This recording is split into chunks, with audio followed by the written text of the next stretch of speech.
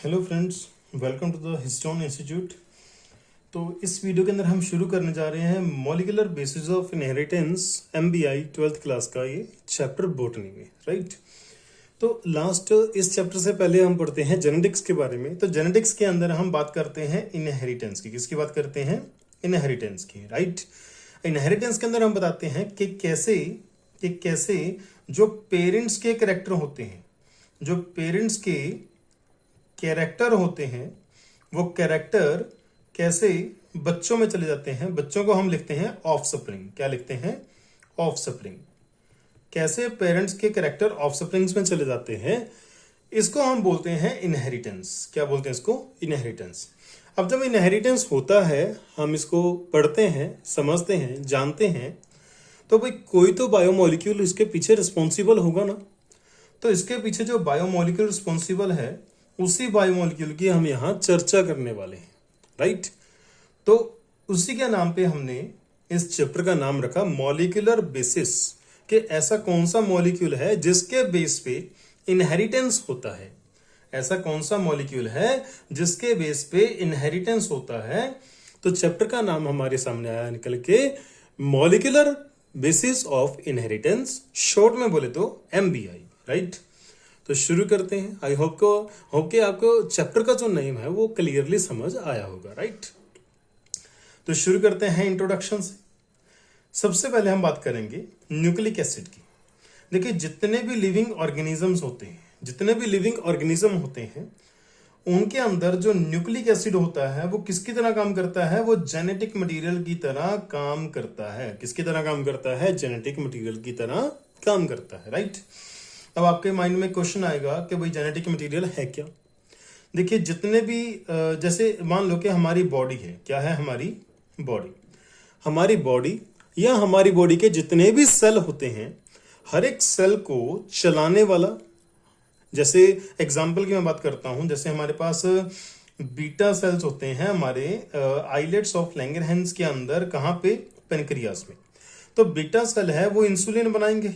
क्या बनाएंगे? वो इंसुलिन बनाएंगे, राइट। अच्छा, अगर मैं अल्फा सेल की बात करूं, वहीं पे जो अल्फा सेल होते हैं, अल्फा सेल क्या बनाते हैं? ग्लूकागोन बनाते हैं। अल्फा सेल क्या बनाते हैं? ग्लूकागोन बनाते हैं, राइट। ग्लूकागोन। तो ग्लूकागोन जो होता है वो अल्फा सेल में बनेगा। इंसुलिन जो होता है वो बीटा सेल में बनेगा। ये कौन डिसाइड करता है? अल्फा सेल इंसुलिन क्यों नहीं बनाता और बीटा सेल ग्लूकागोन क्यों नहीं बनाता, राइट। तो ये एक हमारे पास क्वेश्चन बन के आया। तो भी ऐसा इसलिए है क्योंकि अल्फा सेल और बीटा सेल के अंदर जो डीएनए प्रेजेंट है वो इस चीज को रेगुलेट करता है, वो इस चीज को कंट्रोल करता है कि कौन सा सेल क्या बनाएगा और कौन सा सेल क्या नहीं बनाएगा। आई बात समझ? तो ये जो डीएनए है ये कंट्रोल करता है इस चीज को। तो जो डीएनए इस चीज को कंट्रोल करता है, ऐसे मॉलिक्यूल को हम बोलते हैं जेनेटिक मटेरियल। और न्यूक्लिक एसिड जो होते हैं वो जेनेटिक मटेरियल की तरह काम करते हैं। और अब बात करें न्यूक्लिक एसिड, तो न्यूक्लिक एसिड हम बहुत पहले से पढ़ते आ रहे हैं, छोटी क्लासेस से। न्यूक्लिक एसिड जो है दो प्रकार के होते हैं। एक होता है डीएनए और दूसरा होता है आरएनए। ओके, डीएनए और आरएनए। तो देखिए, हमारे पास इसके ऊपर एक सिंपल छोटा सा क्वेश्चन बन के आ सकता है। तो क्वेश्चन क्या दे सकते हैं इसके ऊपर? DNA and RNA are type of. DNA और आरएनए जो होते हैं वो किसके टाइप होते हैं? भाई डीएनए और आरएनए जो होते हैं वो टाइप होते हैं न्यूक्लियोटाइड्स के? बिल्कुल भी नहीं। न्यूक्लियोसाइड्स? बिल्कुल भी नहीं। Nucleic acid? यस। हमने थोड़ी देर पहले देखा कि न्यूक्लिक एसिड दो प्रकार के होते हैं, डीएनए और आरएनए। सो डीएनए और आरएनए किसके टाइप हैं? डीएनए और आरएनए टाइप हैं न्यूक्लिक एसिड्स के, राइट। ओके, नेक्स्ट है हमारे पास डीएनए। अगर हम डीएनए की बात करें तो DNA is found in majority का मतलब मोस्ट ऑफ द ऑर्गेनिज्म, ठीक है। मेजोरिटी मतलब मोर number of organism, more number की बात हो रही है। मेजोरिटी ऑफ ऑर्गेनिज्म यानी कि मोस्ट ऑफ द ऑर्गेनिज्म के अंदर आपको जो जेनेटिक मटेरियल देखने को मिलेगा वो कौन सा होता है? वो डीएनए होता है, राइट। डीएनए ऐसा क्यों? क्योंकि डीएनए जो होता है, अच्छा, मोस्ट ऑफ द ऑर्गेनिज्म के अंदर डीएनए जेनेटिक मटेरियल की तरह काम क्यों करता है? क्योंकि डीएनए मोर स्टेबल होता है as compare to RNA, right. RNA की बात करते हैं। आरएनए भी जेनेटिक मटेरियल की तरह काम करता है, लेकिन सिर्फ कुछ वायरसेस के अंदर, सिर्फ कुछ वायरस के अंदर, जैसे कि बात कर सकते हैं corona virus, tobacco mosaic virus TMV जिसको शॉर्ट में बोला जाता है, और क्यूबी बैक्टीरियोफेज। ये दोनों एग्जाम्पल्स हमारी एनसीईआरटी के अंदर मेंशन्ड हैं। एनसीईआरटी को हम इस वीडियो के कंटेंट में कवर करेंगे। एनसीईआरटी का एक सिंगल वर्ड भी हम यहाँ नहीं छोड़ने वाले। Got it? एनसीईआरटी बिल्कुल 100% यहाँ पे कवर होगी। कोई भी क्वेश्चन नीट के अंदर अगर एनसीईआरटी से आ रहा है, देखिए एनसीईआरटी से सारे क्वेश्चन आते हैं। अगर आप एनसीईआरटी से अच्छे से पढ़ोगे तो आप 88 to 90 में से 88 से 90 क्वेश्चन आप सोल्व कर सकते हो। ठीक है, एक दो क्वेश्चन हो सकता है आपसे सोल्व ना हो, लेकिन एनसीईआरटी पढ़ने का तो उसको कर सकते हो आप, राइट? तो हम यहाँ पे पूरी एनसीईआरटी कवर करेंगे। आप बेझिझक इन वीडियो को देख सकते हैं, इनसे कंटेंट कवर कर सकते हैं अपना, राइट? सेकेंड पॉइंट है आरएनए इज मोर रिएक्टिव। देखिए लेस स्टेबल, अगर कोई चीज मोर रिएक्टिव है तो हम उसको लेस स्टेबल बोलेंगे। अगर एक्टिविटी ज्यादा होती है तो स्टेबिलिटी कम होती है, स्टेबिलिटी ज्यादा होती है एक्टिविटी कम होती है, तो ये दोनों एक दूसरे के क्या है, इनवर्सली प्रोपोर्शनल। सो हमने थोड़ी देर पहले बात करी कि डीएनए मोर स्टेबल होता है आरएनए से। ठीक है, चलो ये भी बात सही है। तो हम ये बोल सकते हैं कि आरएनए लेस स्टेबल होता है डीएनए से। अगर आरएनए डीएनए से लेस स्टेबल होता है तो आरएनए डीएनए से मोर रिएक्टिव होता है, ये भी बोल सकते हैं। आई होप कि आपको ये बात समझ आ रही होगी। ठीक है, अगर आरएनए डीएनए से लेस स्टेबल है तो मोर रिएक्टिव भी है, right? Okay. Nucleic acids are also known as polynucleotides. जो न्यूक्लिक एसिड्स होते हैं उनको हम पॉलीन्यूक्लियोटाइड्स भी बोलते हैं। ऐसा क्यों? क्योंकि न्यूक्लिक एसिड जो होते हैं वो एक्चुअली न्यूक्लियोटाइड्स के पॉलीमर होते हैं। क्या होते हैं? न्यूक्लियोटाइड्स के पॉलीमर होते हैं। तो पॉलीमर से हमने क्या वर्ड उठा लिया? पॉली। न्यूक्लियोटाइड से न्यूक्लियोटाइड, तो बन गया हमारा पॉलीमर ऑफ न्यूक्लियोटाइड बन गया पॉलीन्यूक्लियोटाइड। क्या बन गया? Polynucleotide, right? तो मैंने यहाँ पे एक छोटा सा ट्रिक बनाने की कोशिश की है कि आप न्यूक्लिक एसिड को न्यूक्लिक एसिड को पॉलीन्यूक्लियोटाइड बोल सकते हो और पॉलीन्यूक्लियोटाइड को आप पॉलीमर ऑफ न्यूक्लियोटाइड बोल सकते हो, जैसा कि इस स्टेटमेंट के अंदर हमने एक्सप्लेन किया, राइट? तो क्वेश्चन आया हमारे पास बन के मोनोमर ऑफ न्यूक्लिक एसिड। जो न्यूक्लिक एसिड होते हैं उसका जो मोनोमर है वो क्या हो सकता है? पेप्टाइड? बिल्कुल भी नहीं। न्यूक्लियोसाइड? बिल्कुल नहीं। राइबोन्यूक्लियोसाइड? नहीं। Nucleotide? Yes. Nucleotides are the monomer of nucleic acid and nucleic acid are polymer of nucleotide, right? तो न्यूक्लियोटाइड मोनोमर है, न्यूक्लिक एसिड पॉलीमर है। न्यूक्लिक एसिड पॉलीमर है, न्यूक्लियोटाइड मोनोमर है, राइट? ओके। न्यूक्लियोटाइड की बात कर लेते हैं। न्यूक्लियोटाइड क्या है? देखिए न्यूक्लियोटाइड एक्चुअली 3 मॉलिक्यूल्स के मिलने से बनता है। सबसे पहले बात करते हैं नाइट्रोजनस बेस की। नाइट्रोजनस बेस किसको बोला जाता है? देखिए हमारे पास कुछ नाइट्रोजन कंटेनिंग मॉलिक्यूल होते हैं। हमारे पास कुछ नाइट्रोजन कंटेनिंग मॉलिक्यूल हैं जिनको हम नाइट्रोजनस बेस बोलते हैं, और ये 2 प्रकार के होते हैं, प्यूरीन्स and pyrimidines, right? Pentose sugar की बात करें तो पेंटोज शुगर के अंदर 5 कार्बन होते हैं, एक ऑक्सीजन होती है, राइट? जो कि रिंग के अंदर इन्वॉल्व होती है। 5 कार्बन में से 4 कार्बन और 5वां एक ऑक्सीजन एटम, ये रिंग बनाते हैं, राइट? और ये 2 प्रकार की होते हैं pentose sugar, ribose sugar and deoxyribose sugar. तीसरा मॉलिक्यूल है फॉस्फोरिक एसिड, जिसको आप फॉस्फेट भी बुला सकते हो, राइट? तो इन तीनों के मिलने से बनता है न्यूक्लियोटाइड, राइट? सबसे पहले बात कर लेते हैं प्यूरीन्स की। प्यूरीन्स क्या होते हैं? ये 9 मेंबर्ड, देखो डायग्राम के अंदर देख सकते हैं आप नंबरिंग को ध्यान में रखें। नंबरिंग आप यहां से ऐसे जाते हो, ऐसे शो करते हैं, ओके? तो आपको कोई भी क्वेश्चन नहीं अटकने वाला। थोड़ा सा आप केमिस्ट्री के ऊपर ध्यान दो इसके, तो आपका क्वेश्चन बड़ा आराम से हो जाएगा, ठीक है? तो प्यूरीन क्या है? 9 मेंबर्ड। तो 6 मेंबर्ड रिंग है यहाँ पे, उसके साथ ये 5 मेंबर्ड रिंग है। तो यहां पे कुल मिला के हमारे पास कितनी है? 9 पोजीशंस, राइट?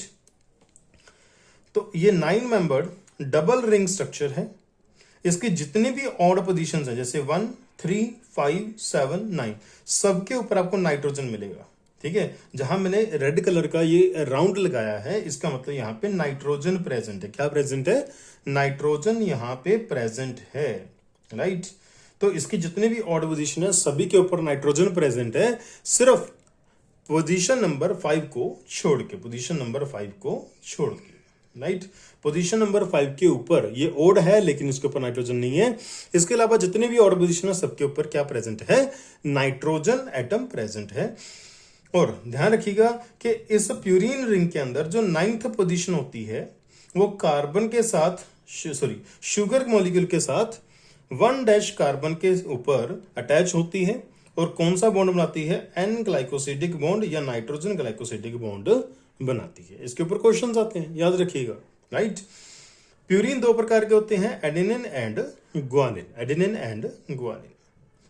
नेक्स्ट बात करेंगे पायरिमिडीन्स की। पायरिमिडीन्स 6 मेंबर रिंग है। पायरिमिडीन क्या है, 6 मेंबर रिंग है। सिंगल रिंग स्ट्रक्चर होता है इसके अंदर, जैसा आप डायग्राम में देख सकते हैं। इसके अंदर भी जितने भी ऑड पोजीशंस हैं सबके ऊपर नाइट्रोजन प्रेजेंट है, सिर्फ पोजीशन नंबर 5 को छोड़ के, राइट। 1, 3, 5 इसके अंदर 3 ऑड पोजीशन है। 1 और 3 के ऊपर क्या मिलेगा आपको, नाइट्रोजन मिलेगा। 5 के ऊपर नाइट्रोजन आपको नहीं मिलेगा, राइट। ऐसा ही आपने प्यूरिन में देखा था कि सभी ऑड पोजीशन के ऊपर नाइट्रोजन प्रेजेंट है, सिर्फ 5 या 5th पोजीशन को छोड़ के, राइट। जो पायरिमिडीन्स होते हैं, पायरिमिडीन्स के अंदर जो फर्स्ट पोजीशन होती है वो शुगर मॉलिक्यूल के 1 कार्बन के साथ क्या बनाती है, एन ग्लाइकोसिडिक बॉन्ड बनाती है, राइट। जैसे कि पहले पढ़ा था हमने, वहां पे 9th पोजीशन 1 कार्बन के साथ एन ग्लाइकोसिडिक बॉन्ड बनाती थी, और पायरिमिडीन के अंदर फर्स्ट पोजीशन फर्स्ट के साथ क्या बनाती है, एन ग्लाइकोसिडिक बॉन्ड बनाती है और बनता है न्यूक्लियोसाइड। न्यूक्लियोसाइड कैसे बनता है हम आगे चल के डायग्राम में देखेंगे। अभी के लिए पायरिमिडीन्स 3 प्रकार के होते हैं, cytosine, guanine and thymine, right. Okay, कुछ इंपॉर्टेंट पॉइंट्स की बात कर लेते हैं कि जो डीएनए होता है, डीएनए में adenine, thymine, guanine, cytosine present होते हैं और यूरासिल नहीं होता, यूरासिल नहीं होता। आरएनए में एडेनिन, यूरासिल, गुआनिन, साइटोसिन होते हैं लेकिन थाइमिन नहीं होता, थाइमिन नहीं होता, राइट। ओके, तो याद रखिएगा डीएनए में यूरासिल नहीं मिलेगा, बाकी सब मिलेंगे। आरएनए में थाइमिन नहीं मिलेगा, बाकी सब मिलेंगे, ठीक है। अच्छा, अगर मैं नाइट्रोजन बेसिस की बात करूं तो ये रूल ऑफ कॉम्प्लीमेंटेरिटी को फॉलो करते हैं। इसका मतलब क्या है, अगर डीएनए के एक स्टैंड पे ए लगा है तो उसके सामने वाले स्टैंड पे आपको टी ही मिलेगा। ए टी के साथ कॉम्प्लीमेंट्री है। अच्छा, एक स्टैंड के ऊपर अगर सी लगा है तो दूसरे स्टैंड के ऊपर सामने आपको क्या मिलेगा, जी। तो सी जी के लिए कॉम्प्लीमेंट्री है, ए टी के लिए, टी ए के लिए, सी जी के लिए और जी सी के लिए कॉम्प्लीमेंट्री होता है। ये एक दूसरे के आमने सामने आएंगे, कभी भी ए सी या ए जी के सामने नहीं आएगा, कभी भी टी सी या टी जी के सामने नहीं आएगा। एक क्वेश्चन देख लेते हैं। इस क्वेश्चन को हमने थ्योरी में कवर नहीं किया तो हम इस पॉइंट को क्वेश्चन की फॉर्म में ही क्लियर करेंगे। Which is correct about thymine and uracil, thymine और यूरासिल के बारे में कौन सा पॉइंट करेक्ट है। देखिए हमारे पास 4 ऑप्शन है। याद रखिएगा कि हमारे पास जो यूरासिल होता है उसकी 5th पोजीशन के ऊपर आपको एन नहीं मिलेगा, नाइट्रोजन नहीं, नाइट्रोजन 5th पोजीशन पे नाइट्रोजन होता ही नहीं है, राइट। हम पहले पढ़ चुके हैं। यूरासिल की जो 5th पोजीशन है उसके ऊपर कार्बन प्रेजेंट है और उस कार्बन के ऊपर एक मिथाइल ग्रुप लगा हुआ है। क्या लगा हुआ है उसके ऊपर, मिथाइल ग्रुप। यानी कि सपोज करो, ये सपोज करते हैं कि हमारे पास ये एक यूरासिल प्रेजेंट है। क्या प्रेजेंट है हमारे पास, यूरासिल, ठीक है। यूरासिल प्रेजेंट है तो यहाँ पे हम यहीं पे बात कर सकते हैं। अगर ये यूरासिल है तो अगर मैं इसकी इस पोजीशन पे 5वीं पोजीशन पे मिथाइल ग्रुप लगा दूं तो ये यूरासिल से क्या बन जाएगा, थाइमिन। क्या बन जाएगा, थाइमिन। तो हमारा आंसर क्या आएगा यहाँ पे, सेकंड ऑप्शन, बी ऑप्शन। तो थाइमिन होता है वो 5 मिथाइल यूरासिल होता है। मिथाइल ग्रुप लगने से यूरासिल की रिएक्टिविटी कम हो जाती है, स्टेबिलिटी बढ़ जाती है।